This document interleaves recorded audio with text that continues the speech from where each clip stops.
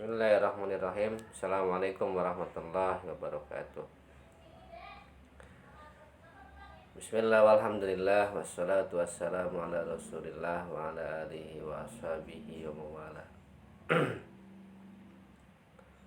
Allahumma salli wa sallim wa barik ala Muhammadin wa ala alihi wa ashabihi ajmain, amma ba'd. Alhamdulillah, puji syukur kita panjatkan kehadirat Allah Subhanahu wa taala yang senantiasa memberikan nikmat serta limpahan karunia-Nya pada kita semua, sehingga pada kesempatan ini kita bisa melanjutkan kajian kita tentang Sirah Nabawiyah. Salawat serta salam mudah-mudahan senantiasa Allah curahkan pada junjungan kita Nabi besar Nabi Muhammad sallallahu alaihi wasallam. Mudah-mudahan kita senantiasa diberikan kekuatan, kemampuan, dan juga keistiqomahan dalam melaksanakan ajaran-ajarannya, dalam melaksanakan sunnah-sunnahnya. Amin ya rabbal alamin. Selanjutnya, pada kesempatan ini kita akan membahas satu materi yang berjudul penaklukan Fadak, Wadil Qura, dan Taimah.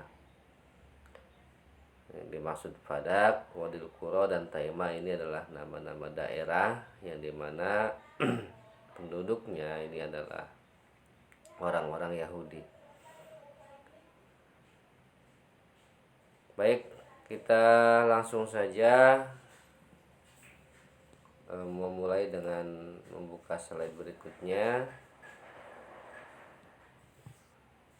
Bismillahirrahmanirrahim. Yahudi Fadak. Fadak adalah nama kota yang terletak sebelah timur laut Khaybar. Kota ini dihuni oleh Yahudi. Jadi Fadak itu adalah nama kota yang terletaknya di sebelah timur laut dari Khaybar. Pada waktu itu Rasulullah Shallallahu Alaihi Wasallam sudah sukses menaklukkan Khaybar. Jadi umat Islam, pasukan kaum muslimin pada waktu itu tentunya masih berada di Khaybar. Setelah Khaybar ditaklukkan, Rasulullah Shallallahu Alaihi Wasallam mengutus seorang sahabat untuk menaklukkan Fadak. Jadi tidak langsung oleh Rasulullah yang menuju ke Fadak, tapi mengutus salah satu sahabatnya. Ini dalam buku kelengkapan tarikh Islam yang ditulis oleh Munawwar Khalil tidak dijelaskan siapa nama sahabat yang diutus oleh Rasulullah ke Fadak ini. Yahudi Fadak tidak melakukan perlawanan. Mereka menyerah dan menyerahkan tanah Fadak kepada Rasulullah Shallallahu Alaihi Wasallam. Jadi Yahudi Fadak ini mereka sudah ketakutan terlebih dahulu karena memang ketika kaum muslimin memerangi Yahudi yang ada di Khaybar yang terdiri dari banyak benteng-benteng itu, kaum muslimin mendapatkan kemenangan yang gilang gemilang, ya. Ada sekitar 3 tambah 2 8 benteng yang bisa dikuasai kaum muslimin dan mendapatkan ghanimah yang sangat banyak sekali tentunya, ya. Orang-orang Yahudi Fadak ini mereka sudah ketakutan terlebih dahulu sehingga ketika kaum muslimin datang tidak melakukan perlawanan. Dan pada saat itu juga mereka, ya, menyerahkan diri kepada kaum muslimin, ya, menyerahkan tanah mereka kepada kaum muslimin. Artinya apa? Ya, menyerah, gitu. Setelah menaklukkan Fadak, Rasulullah Shallallahu Alaihi Wasallam kembali ke Madinah melalui daerah Wadil Qura. Nah, di sini kemudian Rasulullah melanjutkan perjalanan menuju ke Madinah melalui melewati satu daerah yang bernama Wadil Qura.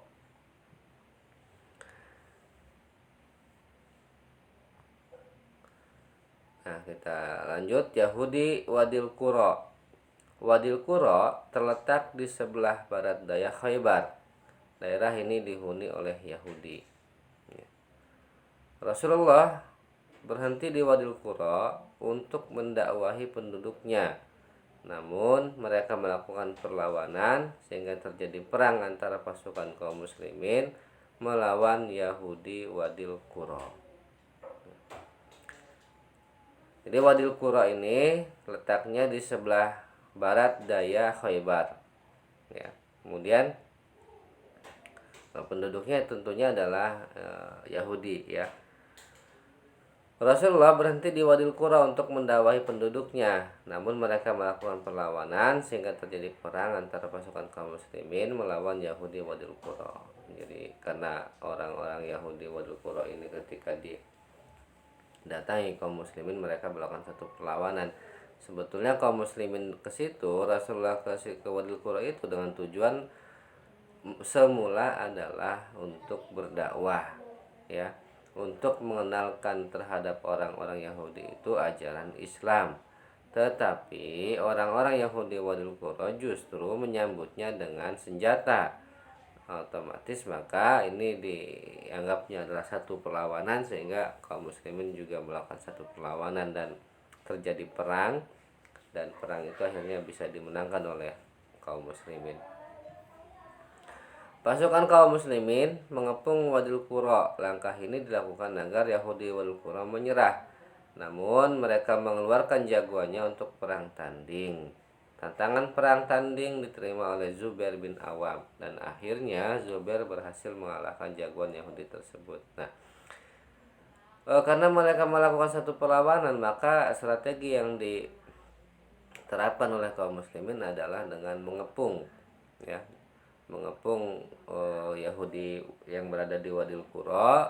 Kemudian ketika dikepung, bukannya mereka menyerah, tetapi dengan sombongnya salah satu jagoan atau jawaranya Yahudi di Wadil Qura ini, ya, menantang untuk perang tanding. Ya. Tidak dijelaskan dalam buku Munawwar Khalil ini siapa yang bernama namanya siapa Yahudi yang melakukan penantangan ini. Maka tantangan ini diterima oleh Zubair bin Awam, sehingga terjadilah perang tanding, ya, duel antara Zubair bin Awam dengan Yahudi yang menantang itu. Dan perang tanding ini dimenangkan oleh Zubair bin Awam. Yahudi Wadil Qura mengeluarkan lagi jagoannya untuk melawan Zubair, dan Zubair berhasil mengalahkannya. Jadi Zubair saat itu mengalahkan 2 orang dalam perang tanding di daerah Wadil Qura. Ya. Untuk ketiga kalinya Yahudi Wadil Qura mengeluarkan jagoannya. Mereka satu pertama itu mati, ya, oleh Zubair, yang kedua juga mati oleh Zubair. Kemudian keluarkan lagi yang ketiga. Nah, tantangan ini diterima oleh Ali bin Abi Thalib, dan akhirnya Ali bin Abi Thalib berhasil mengalahkan jagoan Yahudi tersebut. Jadi ketika Yahudi ini mengeluarkan jagoannya yang ketiga, jawarannya yang ketiga diterima oleh Ali bin Abi Thalib, dan alhamdulillah Ali bisa mengalahkan Yahudi itu. Begitu seterusnya peristiwa perang tanding ini terus berlanjut sampai Yahudi Wadil Qura mengeluarkan jagoannya yang ke-11. Semuanya mati di tangan kaum muslimin. Jadi penasaran, mereka ini orang-orang Yahudi yang keras kepala juga, ya. Mereka tidak mau menyerah. Pada setiap perang tanding, dari perang tanding pertama, kedua, ketiga, keempat, sampai ke-11, semuanya mati di tangan kaum muslimin. Akhirnya Yahudi Wadil Qura menyerah. Rasulullah SAW memberikan kebebasan kepada mereka untuk tetap tinggal di Wadil Qura. Namun harta bendanya diambil sebagai ghanimah. Hasil pertanian atau perkebunan separuhnya harus diserahkan kepada kaum muslimin. Nah, setelah 11 kali perang tanding dan 11 orang mati, orang Yahudi ini mati, maka barulah orang Yahudi ini menyerah, ya. Nah, karena mereka melakukan satu perlawanan dalam perang tanding ini, maka Rasulullah mengambil harta harta benda orang-orang Yahudi tersebut. Kenapa? Karena dianggapnya adalah satu ghanimah, karena diambil melalui peperangan. Ya, seandainya saja orang-orang Yahudi ini tidak melakukan satu perlawanan, maka mungkin Rasulullah akan melakukan satu sikap yang lebih baik lagi dengan tidak merampas harta mereka, ya. Dan nanti ini akan terbukti terhadap Yahudi Taima dan juga Yahudi Fadak yang tidak melakukan perlawanan, ya. Dan selain harta benda mereka diambil oleh kaum muslimin, juga pertanian, hasil pertanian dan juga hasil perkebunan, ya, separohnya itu harus diserahkan kepada kaum muslimin, ya, setiap kali panen. Ya, inilah kebijakan yang diterapkan oleh Rasulullah terhadap Yahudi Wadul Qura, yang memang mereka ini pada awalnya keras kepala, tidak mau tidak mau masuk Islam, artinya melakukan satu perlawanan, ingin menyerang kaum muslimin, ya. Setelah Wadul Qura bisa ditaklukkan, Rasulullah melanjutkan perjalanan menuju Madinah melalui daerah Taima. Jadi kaum muslimin, ya, Rasulullah Shallallahu Alaihi Wasallam setelah menaklukkan Wadul Qura, mengalahkan daerah Wadul Qura, maka perjalanan dilanjutkan, yaitu menuju ke Madinah melalui satu daerah yang bernama Taima, ya. Di Taima ini ternyata penduduknya Yahudi juga, ya. Taima terletak di sebelah barat Fadak. Daerah ini dihuni oleh Yahudi. Rasulullah Shallallahu Alaihi Wasallam berhenti di Taima untuk berdakwah.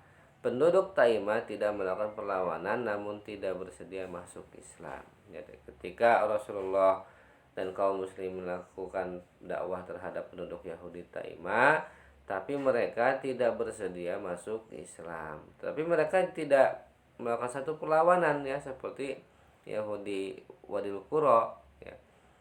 Kalau di Yahudi Wadil Qura itu mereka melakukan perlawanan, tapi kalau Yahudi Taima tidak melakukan perlawanan. Meskipun tidak melakukan perlawanan, tetapi mereka tidak mau masuk Islam. Dan ini lebih dihargai oleh Rasulullah karena untuk masuk Islam itu tidak harus dengan paksaan, ya. Dan Rasulullah memberikan kebebasan kepada mereka. Meskipun sudah didakwahi, kalaupun memang tidak mau masuk Islam, yaitu diserahkan kepada dirinya masing-masing. Rasulullah Shallallahu Alaihi Wasallam memberikan kebebasan kepada mereka dengan syarat tidak akan mengganggu keamanan kaum muslimin dan rutin membayar jizyah. Nah, ini jadi Rasulullah ini tidak memaksa kepada Yahudi Taima untuk masuk Islam, justru memberikan kebebasan, ya, tetapi dakwah sudah disampaikan, begitu. Adapun mau menerima atau tidak itu terserah kepada mereka masing-masing. Dengan syarat, ya, setelah didakwahi dan tidak mau masuk Islam, maka mereka harus berjanji untuk tidak mengganggu keamanan kaum muslimin. Tidak harus berjanji untuk tidak melakukan satu keonaran, satu kerusuhan atau mengganggu keamanan kaum muslimin. Dan yang paling penting di sini adalah orang-orang Yahudi Taima ini diberikan kebijakan oleh Rasulullah untuk membayar jizyah, ya. Jizyah itu kalau sekarang mungkin bisa disebut dengan pajak, ya. Jadi orang-orang non-Islam yang berada di kawasan kekuasaan kaum muslimin maka harus membayar jizyah, ya, harus membayar pajak. Nah, inilah kebijakan yang diterapkan oleh Rasulullah terhadap mereka-mereka yang orang-orang non-Islam, orang-orang Yahudi, ya, yang sudah menyerah tapi tetap tidak mau masuk Islam. Alhamdulillahirabbil alamin. Demikian, mudah-mudahan penjelasan ini ada manfaatnya. Kalau ada hal-hal yang perlu ditanyakan, silahkan kita diskusikan di WhatsApp grup. Mudah-mudahan nanti insyaallah kita bisa menjawabnya. Alhamdulillahirabbil alamin. Assalamualaikum warahmatullahi wabarakatuh.